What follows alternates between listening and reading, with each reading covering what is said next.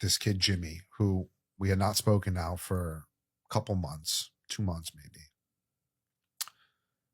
I hadn't seen him. We text back and forth, but very platonic, very not friends from a distance. Yes. Calls me, texts me on a Saturday night at 5 a.m. Hey, pal, are you up? It was the only night in my drug addiction that Saturday night at 5 a.m. I was asleep.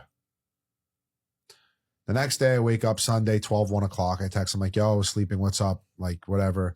He's like, all good. I got to talk to you. And I'm like, cool. Give me a ring today. You know, I'm around. Doesn't call me.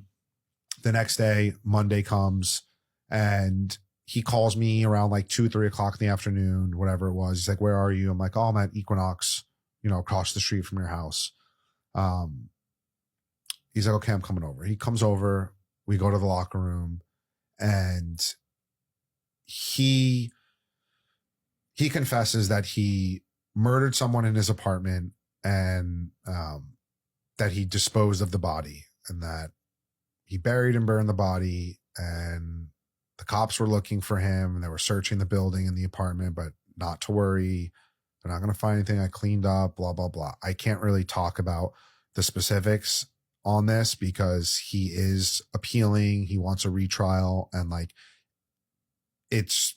I'm advised by legal to not discuss the specifics, but he confessed the murder to me.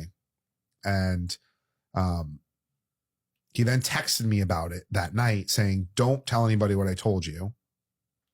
You know, are you believing him at this point though? Bro, fuck no. I like literally was like, I told him like, bro, what are you talking about? You know, like I'm like, you're a good little Jew boy from Manhattan. You're not in Goodfellas. Like that's what I said to him verbatim, you know? And I leave the locker room. I'm like, dude, this like thinking about like, this kid's fucking nuts. Screaming for attention. I'm like, bro, I'm so happy I'm not friends with this kid anymore. You know, I go to a Knick game with my friend Josh and I tell Josh what he says.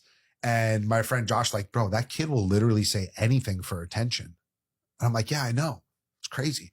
I go home, I go to sleep that night. Everything's fine. I'm like, I wake up the next day. I go to my therapist.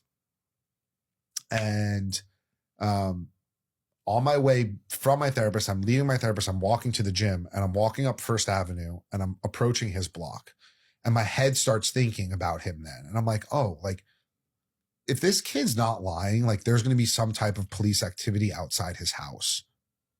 So I get to his block. I look down the block. There's fucking NYPD crime unit trucks, detective cars, dogs. So now I'm like, oh my God, there's news cameras, everything. Kev, now I'm like, now my brain's like, oh my God, on a million, bro. And now I'm like, oh my fucking God. Oh my God. He did it. Oh my God. Then I see the guys in the hazmat suits wheeling out his Louis Vuitton duffel bags and luggage, which like I know only were his because they're very distinct. Yeah. Very like braggadocious type luggage and very like out there. So I see, I'm like, oh shit. So that starts happening. Then I go home, like obviously tell my mom, we call our lawyer, and now we're in like this weird phase. Then the 6 o'clock news goes on and the first fucking thing is this missing kid on the 6 o'clock news. And I'm like, oh my God. Like now I'm like, holy shit, he fucking did this. And he told me everything. Oh my God. So now that started like a huge week-long drug-fueled bender